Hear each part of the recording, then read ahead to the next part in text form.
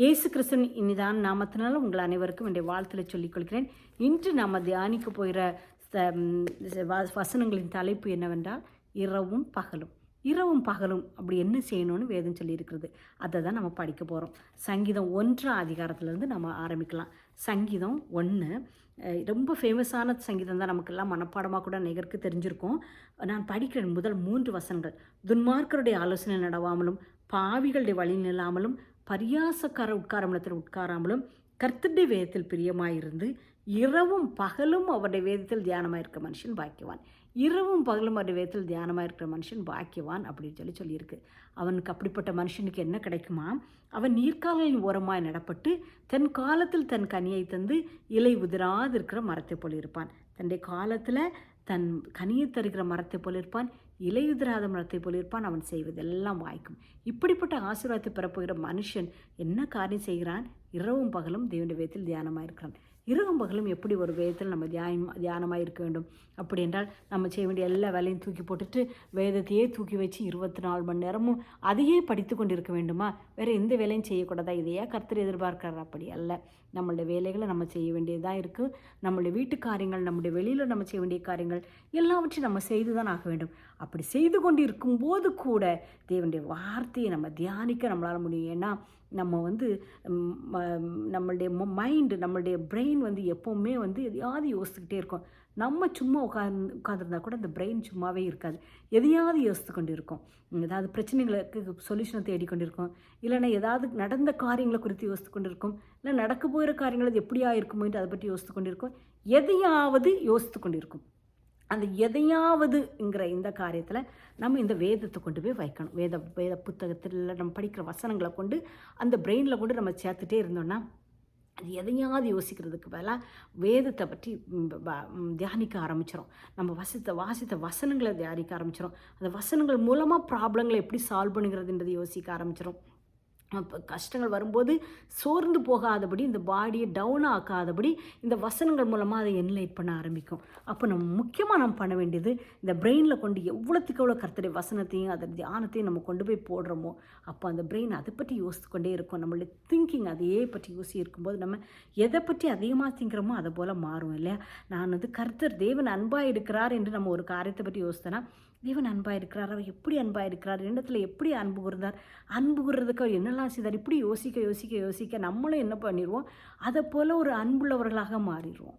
நம்ம மைண்டில் தான் எல்லாமே முக்கியமான விஷயங்கள் இருக்குல்ல, நல்ல விஷயங்கள், அதே வேண்டிய வார்த்தைகளை நம்ம அங்கே கொண்டு போடும்போது அது மெடிடேட் ஆகும். நம்ம அதையே மெடிடேட் பண்ணிகிட்டு இருக்கும்போது, வேலைகள் செய்து கொண்டு இருக்கும்போதே மெடிடேட் பண்ணலாம், சமைச்சிக்கிட்டு இருக்கும்போதே வேதத்தை தியானிக்கலாம், தேவனோடு உறவாடலாம். தேவனிடத்தில் உறவாடுறதுக்கு இந்த நேரம் அது உட்கார்ந்துருந்து எல்லாத்தையும் போட்டுட்டு, அஃப்கோர்ஸ் எல்லாத்தையும் போட்டுவிட்டு அமைதியாக உட்காந்து தியானிக்க வேண்டிய நேரம் இருந்தாலும் நம்ம வேலைகளோடையும் கர்த்தரிடத்தில் நம்ம பேசிக்கொண்டே நம்ம இருக்கலாம். எப்படி ஒரு ஃபோன் ஒரு இன்டர்நெட்டோடு எப்பவும் கனெக்ட் ஆகிருக்குதோ அது போது நம்மளும் இயேசுப்பாவோட கனெக்ட் ஆகிருக்கும்போது அது வார்த்தைகள் நம்மளுக்குள்ளே கிரியை செய்து கொண்டே இருக்கும். அப்போ நம்ம கொஞ்சம் கொஞ்சமாக நம்ம அவரை போல் மாற ஆரம்பிப்போம். அவருடைய கிரியைகள் நம்ம இடத்துல வரும். நம்ம உலகத்தினுடைய காரியங்களை ரொம்ப ஈஸியாக அழகாக நம்ம சால்வ் பண்ண முடியும். அதுக்கு தான் சங்கீதக்காரன் அழகாக சொல்கிறாரு. இந்த சங்கீதக்காரன் ஆகிய தாவீது ரொம்ப ஃப்ரீயாக இருந்தாரா? இல்லை, அவர் பெரிய ஒரு ராஜா. அவர் இஸ்ரவேல் தேசத்தையே அவர் கட்டி எழுப்பினார். அநேக போர் அவருடைய காலங்களில் நடந்தது. அவருக்கு அமைதியான சூழ்நிலை இருந்து ரொம்ப ரொம்ப கம்மியான நாட்கள் தான். ஆனால் அவர் சொல்கிறார், இரவும் பகலும் அறிவத்தில் தியானமாக இருப்பேன். அவர் அலுவலக நேரத்தில், பகல் நேரத்தில் நான் எப்பொழுதும் என்னுடைய ஆலயத்துக்கு போவேன், எப்பொழுதும் நான் இப்போ அவனுடைய வாசப்படியில் வருவேன்னு அதையே அவருக்கு யோசித்து கொண்டே இருப்பாராம். வேதத்தில் அநேக சங்கீதங்களில் அதை பற்றி தெளிவாக எழுதியிருக்கார். அப்போ நம்முடைய வேலைகள் மத்தியிலும், நம்மளுடைய அலுவல்கள் மத்தியிலையும் நம்ம எப்பொழுதும் நம்ம உட்கார்ந்து கடவுளை இன்னும் துதிப்பேன், ஏசப்பா நீங்கள் என்கிட்ட என்ன சொல்ல வரீங்க, இந்த ஒரு வசனத்தை நான் இப்படி படித்தேன்னு இது எனக்கு புரியலை, எனக்கு சொல்லிக் கொடுங்க, இந்த ப்ராப்ளம் ஒன்று வரப்போகுது, நான் அது எப்படி அதை சால்வ் பண்ண போகிறேன், இப்படி ஒவ்வொன்றையும் குறித்தோம், சின்ன விஷயமோ பெரிய விஷயமோ, சின்ன ப்ராப்ளமோ பெரிய ப்ராப்ளமோ எதுவாக இருந்தாலும் ஒரு இடத்துல நம்ம கனெக்ஷன் எல்லாமே இருக்கும்போது நம்முடைய காரியங்கள் ஜெயமாக முடியும். வேதத்தில் இன்னும் 2 எக்ஸாம்பிளை நான் கொண்டு வர போகிறேன். இப்போ அதற்கு முன்பாக நீதிமொழிகளில் 6:22 ஒரு வசனத்தை படிக்கிறேன். 6:22 நீதிமொழிகள். நீ நடக்கும்போது 21-22 அவைகளை எப்பொழுதும் உன் இருதயத்திலே அணிந்து அவைகளை உன் கழுத்திலே கட்டிக்கொள். நீ நடந்து போய் கொண்டிருக்கும்போது அது உனக்கு வழிகாட்டும். நீ படுக்கும்போது உன்னை காப்பாற்றும். நீ தூங்கிக்கிட்டு இருக்கும்போதும் கர்த்தருடைய வசனம் நம்மளே பாதுகாக்கும். ஏன்னா சப்கான்ஷியஸ் மைண்டில் நம்ம பகலில் நம்ம படித்த வசனங்கள், நம்ம தியானங்கள் நம்ம மைண்டில் இருக்கும்போது இரவு தூங்கும்போது இந்த பிரெயின் ஏதாவது ஃபங்க்ஷன் ஆகிட்டே இருக்குன்னு சொன்னேன் இல்லையா, அது கர்த்தரோடத்தில் கனெக்ட் ஆக போகுது.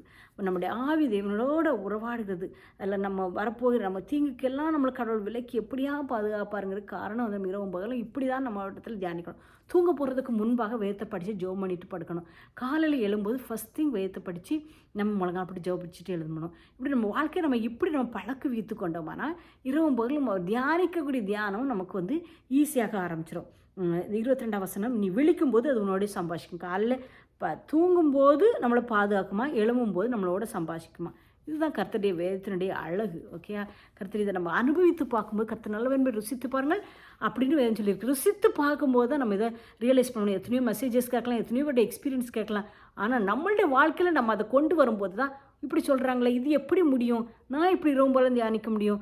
இன்றைக்கி நான் சமைக்கும்போது நான் தியானித்து பார்க்குறேன். இன்றைக்கி நான் பிள்ளைகளை கவனிக்கும் போது நான் தியானித்து பார்க்குறேன். இன்றைக்கி நான் வெளியே நடந்து போகும்போது கர்த்தாவினுடைய வசனத்தை தியானித்து பார்க்குறேன். இப்படி நம்ம யோசித்துக்கிட்டே இருக்கும்போது நம்முடைய யோசனைகளில் கடவுளுடைய வார்த்தையை கொண்டு போட்டுட்டோம்னு சொன்னால் நம்ம வாழ்க்கை அப்படியே நம்ம கர்த்தருக்கு பிரியமாக மாறிடும், ப்ராஸ்பரஸாகவும் இருக்கும். எப்படி சங்கீதம் 1 சொல்லியிருக்கிறபடி நீர்க்கால்களில் ஓரமாய் நடப்பட்ட மரத்தை போல எப்போதும் கனி கொடுக்கிறவர்களாக இருப்போம். யோசுவா என்கிற ஒரு மனுஷன் இருந்தான். மோசேக்கு அப்புறமாக இஸ்ரவேல் ஜனங்களை நடத்துறதுக்காக கர்த்தரவனை தெரிந்து கொண்டார். கானான் தேசத்தை இஸ்ரவேல் ஜனங்களுக்கு பங்கு போட்டு கொடுக்குறத அவன் தான் பண்ணான். மிகப்பெரிய வாரெல்லாம் அவனுடைய காலத்தில் அவன் சந்தித்தான். தாவீதை போல் அவனும் அவன் சுற்றி இருந்த ஜனங்கள் மத்தியிலாம் ஏகப்பட்ட வார். அப்படிப்பட்ட ஒரு மனுஷன் எழுதுகிற வசனத்தை படிப்போம். யோசுவா 1:8. இந்த நியாயப்பிரமாண புஸ்தகம், அதாவது நம்மளுடைய பைபிள், உன் வாயை விட்டு பிரியாதிருப்பதாக. பேசும்போது அதை பற்றி பேசு. அதில் எழுதியிருக்கிறவற்றின்படி எல்லாம் செய்ய கவனமாக இருக்கும்படி நீ அதை இரவும் பகலும் தியானித்து கொண்டிருப்பாயா. இரவும் பகலும் தியானிச்சுக்கிட்டே இரு. அப்போதான் அதில் படி உன்னையால் அதை அந்த கட்டளைகளின்படி உன்னால் வாழ முடியும். ஓகே, அப்பொழுது என்ன நடக்கும், உன் வழிகளெல்லாம் வாய்க்கப்படும். அப்பொழுது நீ புத்திமானாய் நடந்து கொள்வாய். இங்கிலீஷில் சொல்லுது, you will be prosperous, you will be successful அப்படின்னு சொல்லுது. யூ வாண்ட் டு பி, நம்ம ஒரு சக்ஸஸ்ஃபுல்லாக நம்ம புத்திமானாக நம்ம காரியங்கள்லாம் வாய்க்கணுமா, இந்த வேதத்தை இரவும் பகலும் தியானிப்போம், ஜெபிப்போம். இன்னும் ஒரு எக்ஸாம்பிள் நான் சொல்லி இதை முடிக்கிறேன். லூக்கா எழுதின சுவிசேஷத்தில் ஆனா என்கிற ஒரு தீர்க்கதரிசி குறித்து எழுதியிருக்கிறது. இந்த பெண்மணி 84 வயது, ரொம்ப வயதானவங்களாக இருந்தாங்க. ஆனால் இரவும் பகலும் வேதத்தில் இருந்து இந்த ஆலயத்தில் இருந்து ஜெபிச்சுக்கிட்டே இருந்தாங்களாம். லூக்கா 2:37. ஏறக்குறைய 84 வயதுள்ள அந்த விதவை தேவாலயத்தை விட்டு நீங்கவில்லை, இரவும் பகலும் உபவாசித்தாள், ஜெபம் பண்ணினாள், ஆராதனை செய்து கொண்டிருந்தாள். அவளுக்கு என்ன பிளெஸ்ஸிங் கிடச்சிது, ஏசு கிறிஸ்துவை முகமுகமாக பார்க்குற பாக்கியம் கிடச்சி. ஏசப்பா பிறந்திருக்கும்போது ஆலயத்துக்கு அவங்க பெற்றோர்கள் கொண்டு வரும்போது தன்னுடைய கைகளில் ஏந்துகிற ஒரு பாக்கியத்தை அவள் பெற்றாள். அவள் ரட்சிப்பின் சந்தோஷத்தை பெற்றுக்கொண்டாள். நம்மளை வயது 84 வயதில் இந்த பெண்மணி, வயது ஒரு தடையல்ல.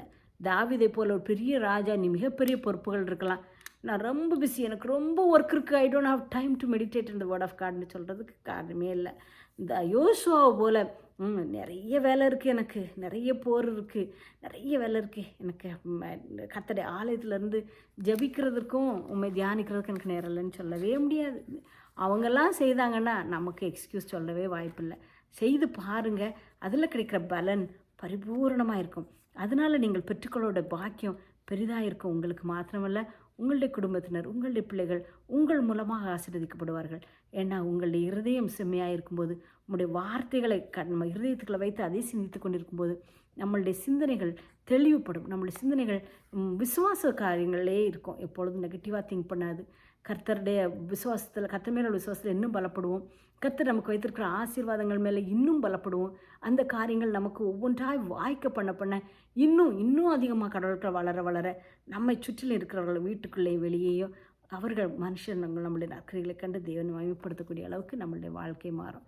செய்து பாருங்கள். அதனால் ஒரு பலன்களை அனுபவிங்க நீங்களும் உங்கள் குடும்பத்தினரும். மீண்டும் ஒரு முறை தாவீது சங்கீதம் 1 நீர்க்கால்களின் ஓரமாய் நடப்பட்ட மரத்தை போல் கனி கொடுப்பாய் என்று சொல்கிறார். யோசுவா செய்வதெல்லாம் வாய்க்கும், புத்திமானாய் நடந்து கொள்வான்னு சொல்கிறார். ஆனா என்கிற அந்த தீர்க்கதரிசி தேவனை முகமுகமாய் பார்த்து கையில் ஏந்தக்கூடிய ஒரு பாக்கியத்தை, ரட்சிப்பின் சந்தோஷத்தையும் பெற்றுக்கொண்டார். இந்த வேதத்தில் சங்கீதம், நீதிமொழிகள் 6:22 சொல்லி இருக்கிறபடி கர்த்தருடைய வார்த்தையை நம்ம இரவும் பகலும் தியானிக்கும் போது அவர் நம்மளுடைய வழிகளை வாய்க்க பண்ணுவார். பகலில் அது நம்மளை பார்த்துக்கொள்ளும், இரவு தூங்கும்போது நம்மளை காத்துக்கொள்ளும். காலையில் எழும்போது நம்மோடு சம்பாஷிக்கும், நம்மளை வழிநடத்தும். இப்பொழுது இந்த நேரத்தில் நம்ம பேசி கொண்டிருக்கும்போது கூட என் தேவனாய் இயேசு கிறிஸ்து நம்மளுடைய அருகில் இருக்கிறார். நம்ம பேசுகிறத கவனித்து கேட்கிறார், நமக்கு அதை தெளிவுபடுத்தி கொடுக்கிறார். நம்ம எப்படியோ புரிந்து கொள்ளணுங்கிறத அவர் நமக்கு சொல்லிக் கொடுக்கிறார். அவர் நம்மை விட்டு விலகுவதே இல்லை, நம்ம தான் அவரை விட்டு விலகி போயிடுறோம். வேதத்தில் ஒரு வசனம் இருக்குது, கர்த்தரை இவ்வளவு சொந்தமாக பெற்றுக்கொண்ட ஜனம் வேறு எந்த ஜனம் உள்ளது, பாக்கியம் உள்ளது. இவ்வளவு சமீபமாய் பெற்றுக்கொண்ட ஜனம் பாக்கியம் உள்ளது. இவ்வளோ சமீபமாய் நம்ம இடத்துல இருக்கார். நம்ம நினைக்கிறதோட அதிகமாக அவர் நமக்கு ரொம்ப ரொம்ப க்ளோஸாக இருக்கார். ரொம்ப ரொம்ப க்ளோஸாக இருக்கார்.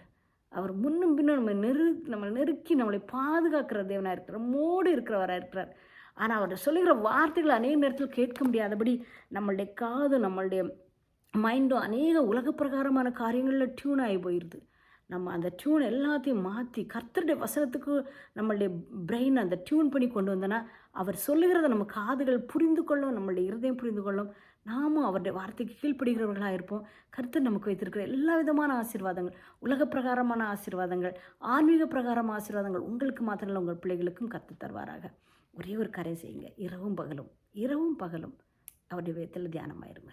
ஜெபித்து முடிப்போம். எங்கள் அன்பின் தகப்பனே, இந்த நாளுக்காக உமக்கு ஸ்தோத்திரம். கர்த்தாவே, நாங்கள் ஒவ்வொரு நாளும் இரவும் பகலும் உடைய வேதத்தில் தியானமாக இருக்க எங்களுக்கு கற்றுக் கொடுங்க, எங்களுக்கு கீழ்ப்படுதலை கற்றுக் கொடுங்க. உங்களுடைய ஆசீர்வாதங்களை நாங்கள் பெற்றுக்கொள்ள கிருபைத்தாங்க. இந்த வசனத்தை கேட்டுக்கொண்டு இருக்கிற உங்களுடைய பிள்ளைகள் ஒவ்வொருவரையும் ஆசீர்வதிங்க. அவர்களுடைய தேவைகள் எல்லாம் சந்திக்கப்படட்டும். அவர்களுடைய எல்லா ப்ராப்ளத்துக்கும் அவங்களுக்கு நீங்கள் ஒரு சொல்யூஷனை கொடுங்க. அப்பா, நீங்கள் பக்கத்தில் இருக்கீங்கிறத அவர்கள் நீங்கள் உணர வைக்க இரவும் பகலுமே தியானிக்கிற பிள்ளைகளை அவர்கள் மாற உதவி செய்யுங்க. இயேசு மூலம் ஜெபங்களை ஜீவனில் பரம தகப்பனே, ஆமேன். கர்த்தர் உங்களை ஆசீர்வதிப்பாராக.